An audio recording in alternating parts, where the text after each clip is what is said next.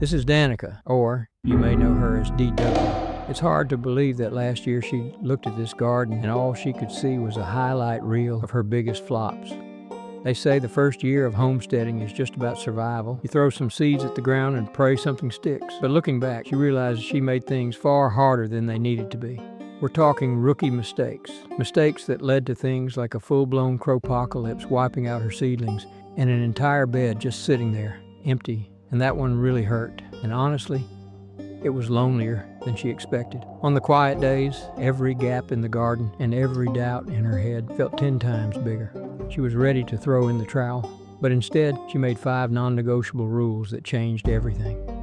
So this year, she's not just growing vegetables, she's growing a garden that takes care of her too, filling the empty spaces in the soil and the quiet days with purpose. It might just be all right. So that's what she's going to share with you. My first rule was to define the boundaries. Last year, my garden beds were just frameless mounds of soil. It can work for some, but for me, they were messy, undefined, and worst of all, they were a wide open invitation. The local crows treated my garden like an all-you-can-eat buffet, and they were relentless. I'd come out in the morning to find precious compost kicked everywhere, turning my neat paths into muddy, chaotic pits. They weren't just making a mess, they were actively undoing some of my hard work. My seedlings were just collateral damage, either yanked out or buried alive. It was a daily battle, and I was losing. Badly. I wanted something permanent, something that felt as rooted as I wanted my garden to be, as well as low cost. The answer? Reclaimed bricks. As you can see, the borders aren't complete yet, and there are still bits to fix and tweak. The process involves digging trenches, then filling them with sharp sand to make sure the ground is level, and then placing the bricks all in a row.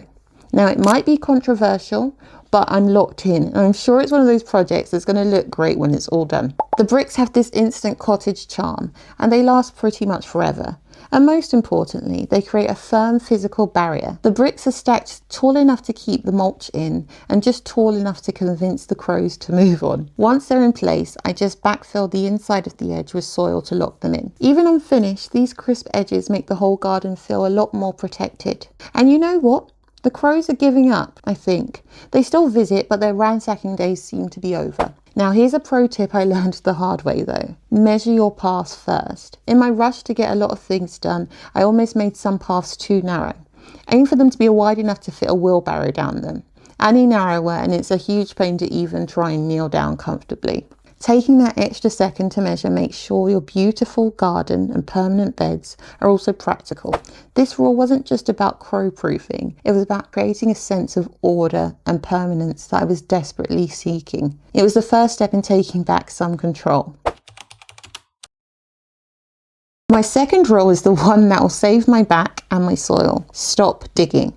I'm now making a full commitment to no dig for my beds, and I will never go back. Most of the beds are already no dig, but I did dig a couple as an experiment because sometimes you just have to see it to believe it. The difference was staggering though. The dug beds were a nightmare. It's a back-breaking effort that did nothing but awaken millions of dormant weed seed. I've spent more time weeding those beds than anything else. The soil became compacted after the first heavy rain, and the harvests are yet to be seen. In stark contrast, my no-dig sections have been thriving with a fraction of the effort. So this year, the experiment is over. The principle is beautiful because it just copies nature. In a forest, no one's out there digging the soil. Leaves and organic matter fall on the surface, and a whole ecosystem of worms, microbes and fungi break it all down, pulling nutrients deep into the earth. No-dig gardening brings that same logic to your garden. Creating a new bed this way is almost ridiculously simple too. First, I mow any grass or weeds as short as I can. Then I lay down a layer of cardboard, making sure I remove any plastic or sellotape. This is my weed barrier. I then overlap the pieces so no sunlight gets through. Then, right on top of the cardboard, I pile on thick layers of about 10 to 20 centimetres of good compost or mulch. And then that's it. You plant directly into that compost. You'll see a reduction in weeds and the soil holds moisture so much better. The undisturbed ground fosters a huge, healthy population of mycorrhizal fungi. These fungi form partnership with plant roots, helping them find nutrients and water more effectively. Now all I have to do is add a fresh layer of compost to the top each year. The proof is in the harvest too. You can see loads of results from my own harvests in my shorts and from other no-dig fanatics right here on YouTube. For me, it means bigger harvests and a happy back and healthier soil every single year. Rule number 3 was born from one of the most painful blunders, the empty bed nightmare. I can't even describe the feeling of walking out to the garden peak season, July, and seeing entire beds sitting bare. It felt like a giant neon sign flashing failure. And it happened because my garden was literally a construction site, with beds being built across all seasons.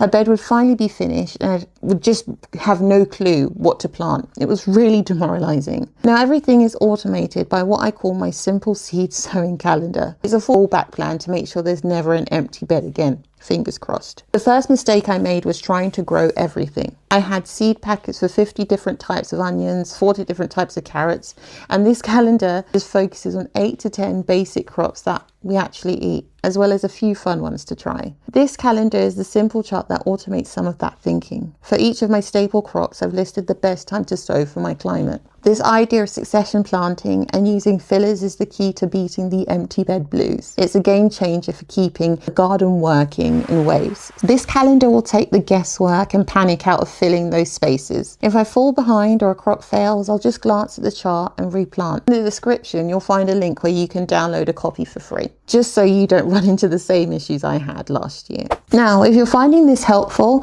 and want to follow along with my year 2 journey, consider subscribing. It helps my channel and you won't miss what comes next. Rule number 4 has nothing to do with soil or seeds, but it might be the most important one for surviving homesteading. Build your tribe. My wake-up call for this came during a particularly quiet week in early autumn. I realised my biggest social outing was the fleeting chat that I had with the cashier at the supermarket, and that was a stark moment for me as an introvert. You don't expect to feel lonely, but sometimes it can be profound. When something goes wrong, when a crop fails, or your seedlings just get eaten, that moment feels absolutely crushing when you're facing it mostly alone. The silence can make the disappointment feel so much louder. So this year, I'm making it a rule to actively cultivate that tribe. I'm joining in on Instagram, I'm laughing on TikTok, and I'm actually engaged in the comment sections with other creators. I'm committing to posting weekly accounts, the good, the bad, the ugly. It turns isolated work into a shared journey. The motivation I get from seeing someone else's no-dig bed thriving is huge. The practical tips that flow in, a specific tweak for my soil, a new way to stake beans, are invaluable. Community doesn't have to be the people that live next door. In modern homesteading, it can be a global network of people who share your passion and your struggles. They're the ones that get the devastation of a last-minute frost and the pure joy of the first ripe tomato. They'll cheer you on when you succeed and offer a virtual shoulder to cry on when you flop. This rule is a commitment to not garden in silence. Your tribe is out there, and they are the best defense against the loneliness that can creep in this lifestyle.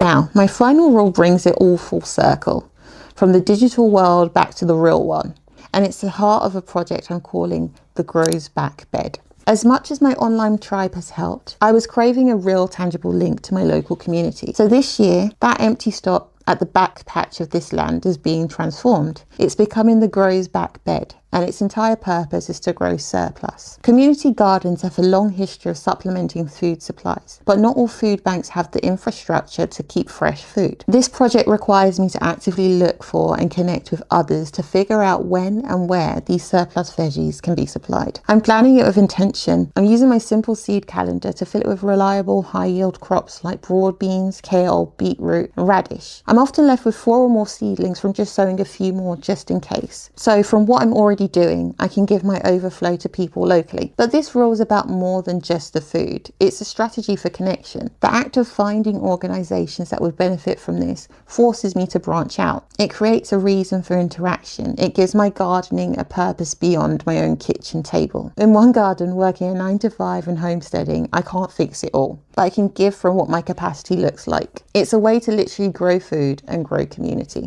So there you have it, my 5 non-negotiable rules for year 2. Define the boundaries, stop digging, automate my brain with a calendar, find my tribe, and grow a real-world connection. Year 1 was about trying to grow food, but I was so focused on the mechanics that I missed the heart of it. Year 2 is about growing a full life, a life with no empty beds and no empty days. These rules are my roadmap. They're practical solutions born from painful flops, but they'll become so much more. They are my defense against chaos, despair, and isolation. It turns out the biggest lesson my garden has taught me isn't about soil, health, or pest control. It's that connection to the earth, to a plant, and most importantly to other people is the most vital nutrients of it all. It sounds cheesy.